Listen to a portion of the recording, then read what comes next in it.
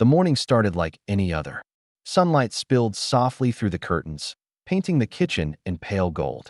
I could hear the gentle hum of the coffee maker, steam curling from the spout like it was trying to wake me up before I'd even had a chance to fully open my eyes. There was comfort in the routine. At least, I thought there was. I took a slow sip, letting the warmth fill my mouth. But instead of soothing me, it made the tension in my chest more pronounced. My thoughts drifted to Mom, to her dating life. After Dad passed, I tried not to dwell, but curiosity had a way of sneaking in. Who was she seeing now? Did she seem happy? I remembered her laughing on the phone the other night, that same laugh that once made our house feel full. It felt almost foreign now. Then my phone buzzed. A message from her. My hand hovered over it, my thumb frozen in indecision. I wanted to ignore it, pretend the world outside my coffee-scented bubble didn't exist for a few more minutes. But I didn't. I opened it, and just like that, the bubble burst. She was engaged. She was getting married. And she expected me to pay for it. Not a little, not as a token gesture. She wanted me to cover a luxury wedding. My eyes scanned the words over and over, hoping that somehow my brain had misread them. Maybe my coffee addled. Mine was playing tricks. But no, the message was clear. She wanted me to fund her new life. I put the phone down, letting it rest on the counter like a hot stone. My heart hammered in my chest, a wild, erratic rhythm that no amount of morning caffeine could tame. Disbelief washed over me first, heavy and cold, then confusion. I couldn't even form a coherent thought. Wait, she actually wants me to? The question hung there in the air, absurd and impossible. The smell of coffee didn't comfort me anymore. It was sharp, almost bitter, like reality itself. The buzz of my phone felt intrusive, a constant reminder that my life, my quiet morning, had been invaded by something I wasn't ready to face. I sank into a chair, staring out the window at the world moving on as if nothing had changed. Birds chirped, traffic hummed in the distance, sunlight still spilled across the floor. But inside, everything felt shattered. Mom, my mom, the woman who had raised me, who had taught me the value of love, loyalty, and family, was now asking. Something I couldn't even wrap my mind around. And beneath the shock, deep down, there was a tiny spark of anger. Not the fiery kind, not yet, but a slow-burning flicker. A whisper in my head that said, "This isn't right. This isn't fair. And I'm not sure I can do it." The house felt unusually quiet after that message. Even the ticking of the kitchen clock seemed louder, sharper, as if it were counting down the seconds until I'd have to make sense of what I'd just read. I found myself wandering from room to room, staring at things I hadn't noticed in years. Mom's favorite teacup, the worn edge of the couch, the old calendar with Dad's handwriting in the margins. Memories pressed in on me, soft and sharp all at once. That I remembered Dad. Those quiet Sundays, the smell of his cologne drifting from the hallway, the way he'd sit in his chair and read the paper while Mom hummed in the kitchen. The house had always felt like a bubble of safety, a rhythm I could trust. And now it felt like that rhythm had fractured. A part of me tried to rationalize it. Mom is happy. She deserves to move on, right? But another, louder part whispered, could she really think I'd just pay for a luxury wedding? Does she even care what I feel? I sank onto the couch, my fingers brushing over the photo of our last family vacation. The sun had caught the waves just right that day, Mom laughing, Dad smiling, me squinting into the camera with a grin I barely remembered wearing. I closed my eyes, and the memory felt like both a comfort and a knife. Proof of the love that had shaped me and a reminder of the sense of betrayal I was starting to feel. The more I thought about it, the more uneasy I became. Is it possible I've been too naive? I asked myself aloud, my voice sounding foreign in the quiet room. Has she changed? The thought made my chest tighten, a mix of sadness and rising suspicion. Everything about this felt wrong, and I couldn't tell if it was the message, my emotions, or the way the past was colliding with the present. That I picked up my phone again, scrolling through old messages, trying to find clues I might have missed. Little things that, in hindsight, might have hinted at this expectation. A casual mention of a dress, a comment about a lavish reception, an offhand joke about money. Each one seemed innocent at the time, but now they all stung like tiny, precise cuts. That I walked through the house slowly, my footsteps echoing off the walls. The living room, the hallway, the kitchen. It was all the same house I'd grown up in, but it no longer felt like mine. I felt suspended between grief, anger, and disbelief. The person I had trusted the most, the woman who had taught me right from wrong, was now demanding something I wasn't ready to give, and I couldn't shake the gnawing feeling that maybe this wasn't just about the wedding. For the first time, I realized that I didn't know my mom as well as I thought I did. Or maybe she didn't know me. The thoughts sank in, heavy and bitter, and I slumped into the couch, staring at the ceiling as if it could give me answers. Outside, the sunlight still filtered in, but it felt distant, like it belonged to someone else's world. And inside me, doubt began to take root, small at first, but spreading quietly like a shadow over everything I had believed about family, loyalty, and love that I couldn't sit with it any longer. My mind was spinning in circles, tugged between disbelief and a growing need for answers. I picked up my phone and dialed her number, my fingers trembling just enough that I thought she might hear it in my voice. She picked up almost immediately, her tone bright, as if nothing I was about to say could possibly upset her. "Hey, sweetie, how's your morning?" she chirped as I swallowed, trying to keep my voice steady. "Mom, about your wedding there." Was a pause on the other end, just long enough to make my stomach sink. Then, as casually as if she were talking about the weather, she laid it out. The venue, the caterers, the floral arrangements, and yes, the budget. She expected me to handle the entire thing. My breath caught. I wanted to laugh at the absurdity, but it came out as a strangled, disbelief-laden gasp. I can't," I said finally, the words trembling out of me. I don't have that kind of money. And even if I did, Mom, this isn't right." Her laughter on the other end was sharp, almost defensive. "Oh, honey, it's just a wedding. I thought. I mean, you've always been good with money." I just assumed. That word lodged in my chest like a stone. Assumed she had the right to ask. Assumed I would comply without question. My mind raced, bouncing between memories of Dad and the quiet mornings we used to share, of the sacrifices she had made for me, the lessons about family, love, and respect. "You can't just assume that," I said, my voice rising despite my effort to stay calm. "I love you, Mom. But asking me to fund a luxury wedding, it's too much. It's not fair." Silence on the other end, punctuated by the faint sound of her sigh. I imagined her sitting in her living room, maybe looking at a brochure, or a Pinterest board filled with flowers, dresses, and glittering lights. And for a moment, I wondered, had she really forgotten what our life was like? Or was she just thinking only of herself? The conversation ended with no resolution, just a strained, awkward goodbye. I put the phone down and leaned back in my chair, staring at the ceiling, trying to breathe. The room felt smaller somehow, the walls closing in with every thought I couldn't push away. My heart ached, not just with anger, but with that deep, twisting sting of betrayal that I thought of Dad again. What would he have said? How would he have handled this? A bitter wave of sadness washed over me, and for a moment, I wanted nothing more than to disappear, to escape this house that now felt filled with shadows instead of warmth. But beneath the sadness, anger simmered. A quiet, steady flame that told me this wasn't something I could just ignore. This wasn't just about money. It was about respect, boundaries, and the life I had a right to lead without being manipulated.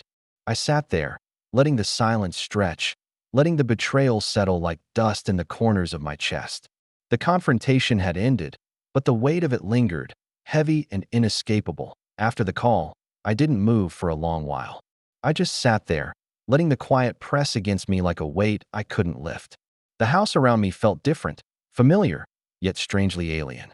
Every object, every photograph, seemed to whisper reminders of what had been. I found myself flipping through an old photo album on the coffee table. My fingers traced the edges of pictures that had yellowed slightly with age.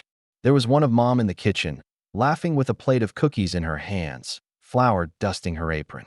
Another of Dad, leaning back in his chair, eyes crinkled with amusement as I tripped over the garden hose, trying to impress him with some half-formed idea of a cool trick. I remembered the warmth of those days, the comfort of our little family bubble, the feeling that no storm outside could touch us. And yet, now, those memories cut sharp. I remembered the sacrifices Mom had made, working late shifts, skipping vacations, making sure I had what I needed while she went without. All of it flashed in my mind like a slideshow, vibrant, and painful. I couldn't reconcile the image of the mom who had taught me integrity and compassion with the woman who had just demanded something so brazen. I let myself sink into a flashback.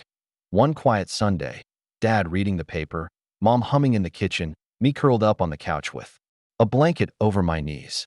Dad looked up, smiling, and said something simple, something that felt like it mattered more than anything else in the world. Family is the only thing that lasts. That phrase, once comforting, now felt like a cruel echo that I wanted to be angry. And part of me was. But underneath it all, there was heartbreak. Not just for me, not just for the moment, but for the realization that the person I had trusted the most could ask for something so unimaginable. I had loved her unconditionally, followed her guidance, leaned on her wisdom, and now I felt a strange, hollow space where that trust had been. The smell of old paper and faint vanilla from a candle I had long forgotten mingled in the room.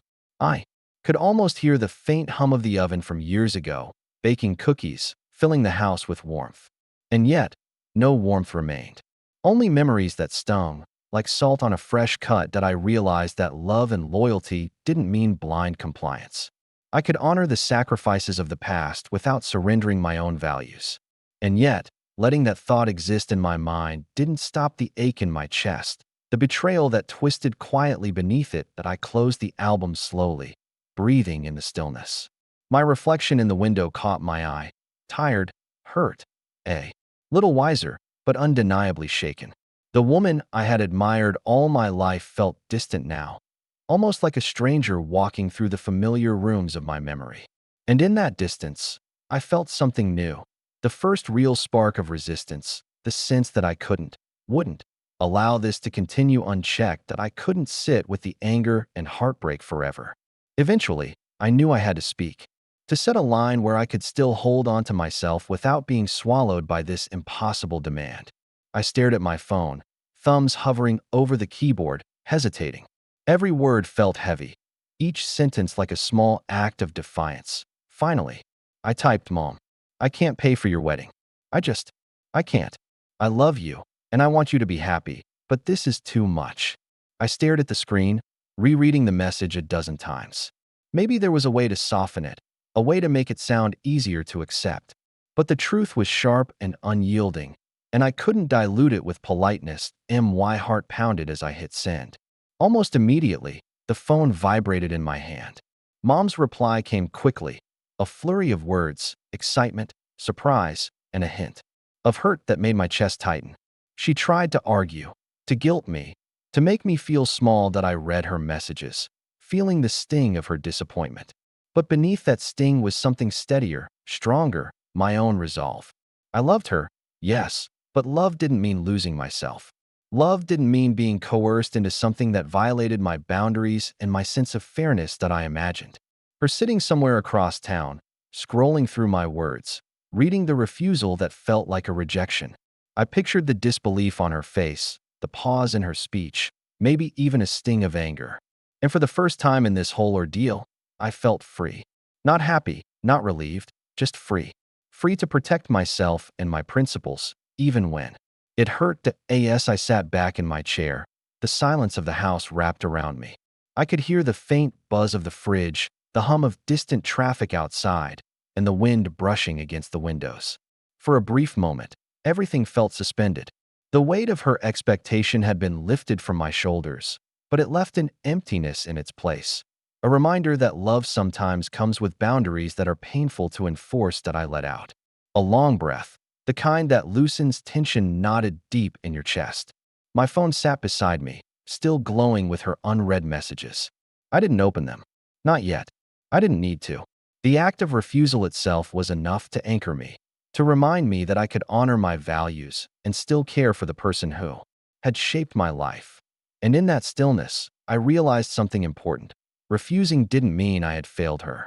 It meant I was choosing honesty, integrity, and self-respect over obligation. For the first time in days, I felt a tiny flicker of peace.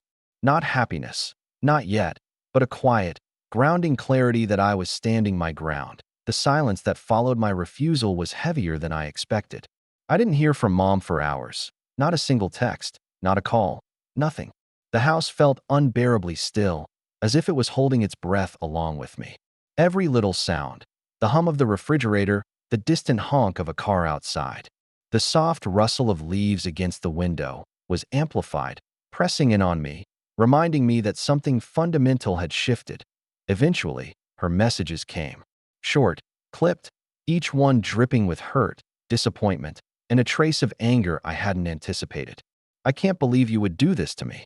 After everything, I thought you'd support me." The words hit like small, precise strikes, each one leaving a sting I couldn't ignore, that I felt a strange mixture of shock and guilt. Part of me wanted to explain, to justify, to somehow bridge the sudden chasm that had opened between us. But the other part, the part that had been building since the first message, was stronger. I couldn't let her guilt dictate my decisions. I had drawn my line, and crossing it would have meant erasing myself. That I walked through the house, restless, the floorboards creaking under my steps.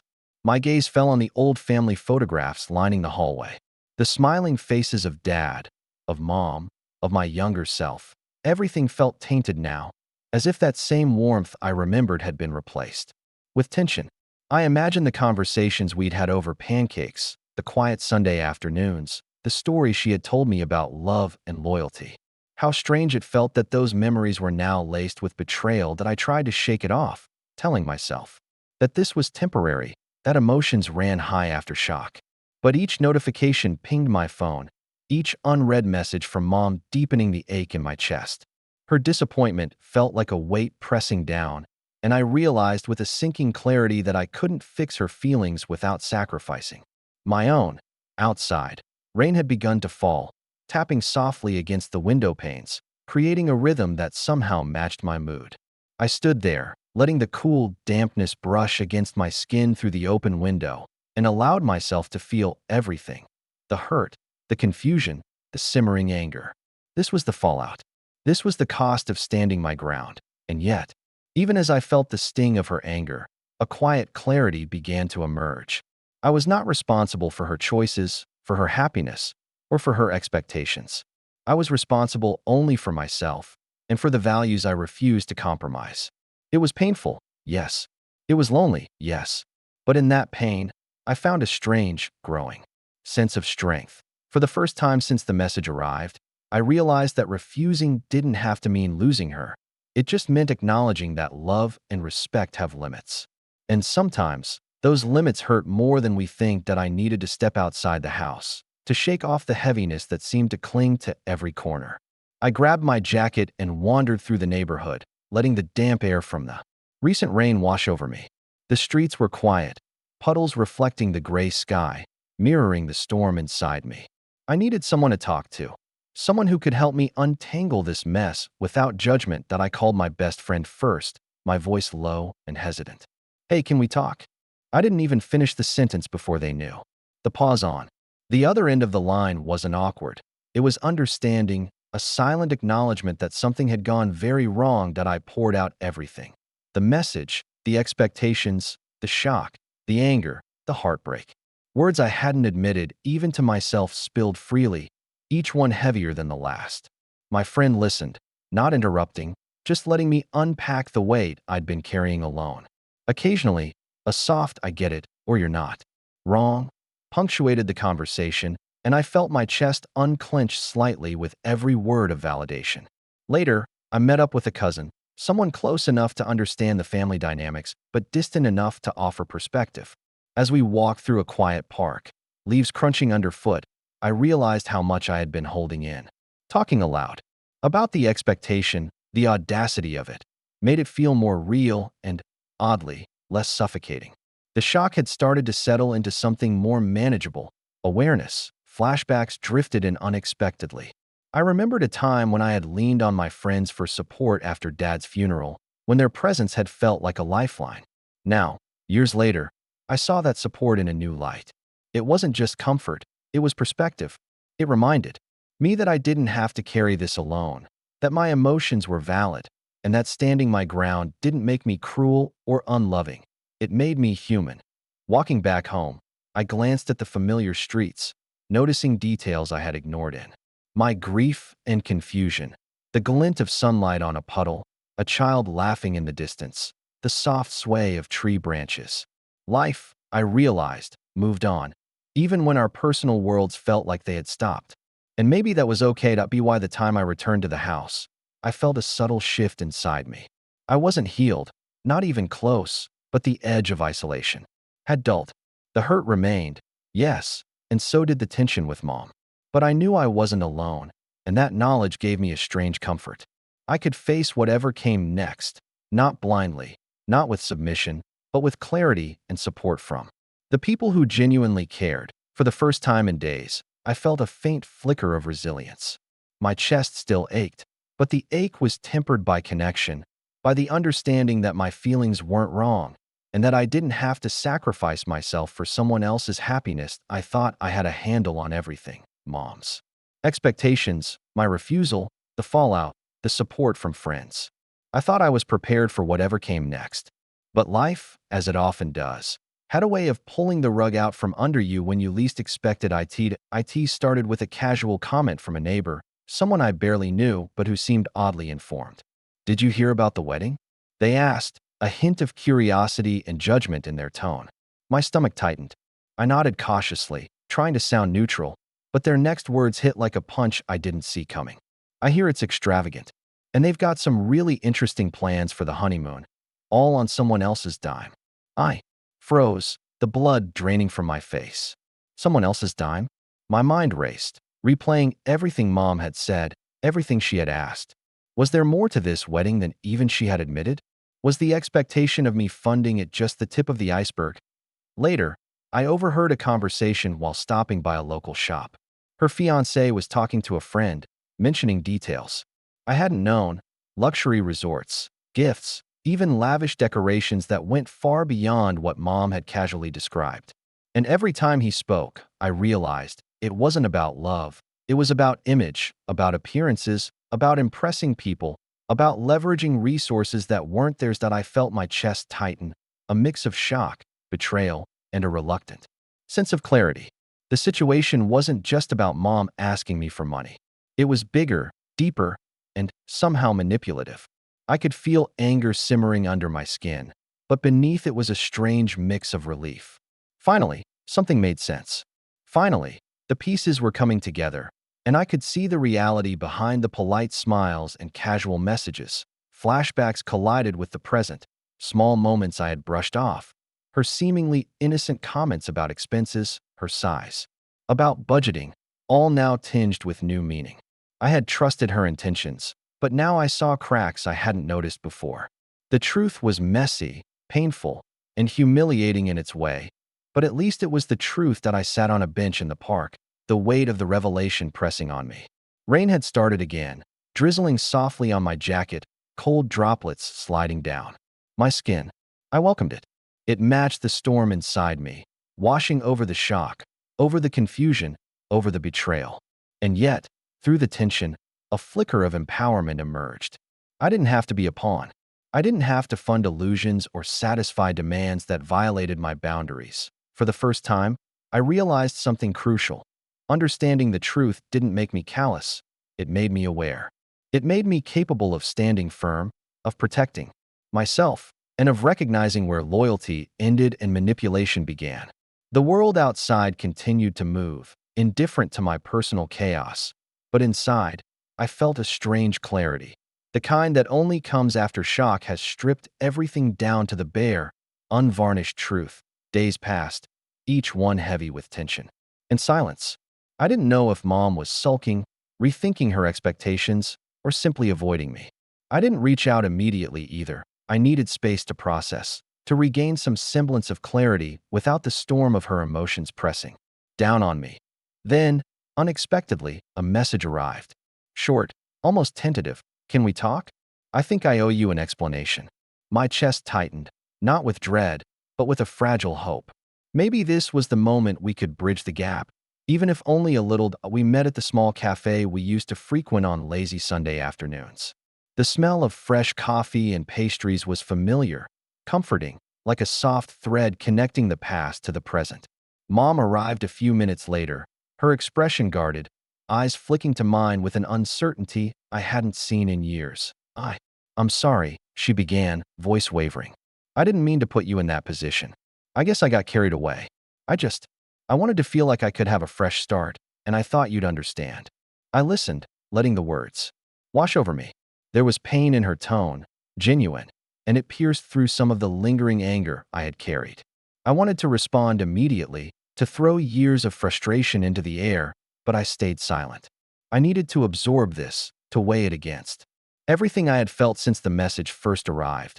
I love you, Mom, I said finally, my voice soft but firm. I want you to be happy. I can't do it your way. And I need you to understand that it's not rejection, it's respect. Respect for both of us. For a moment, the cafe seemed to hold its breath. Mom nodded slowly, tears glistening. In her eyes, a small, vulnerable smile breaking through. She reached across the table, and I allowed her hand to rest on mine. It was tentative, unsure, but it was something, a recognition that, even after disappointment, love could still exist. Flashbacks of our old bond mingled with the present. Afternoons baking together, whispered advice in my childhood room, quiet. Conversations about life, love, and integrity. I realized that the woman sitting across from me wasn't the same as the one who had demanded a luxury wedding, and yet she wasn't entirely different either. Life had changed her, and I had changed too, that we didn't resolve everything in that conversation. The wedding, the expectations, the past months of tension, they weren't magically erased. But there was acknowledgement, a tentative step toward understanding. And in that acknowledgement, I felt a fragile sort of peace. As we left the cafe, the sunlight broke through a patch of clouds, casting a warm glow across the street. For the first time in days, I felt the tension ease slightly. Love, I realized, doesn't always mean agreement. Sometimes it means standing your ground. Sometimes it means letting others stumble and learn, and sometimes it means accepting them even when they've hurt you. The days that followed were quieter, gentler. The tension between Mom and me hadn't vanished, but it had shifted, softened, reshaped into something more manageable.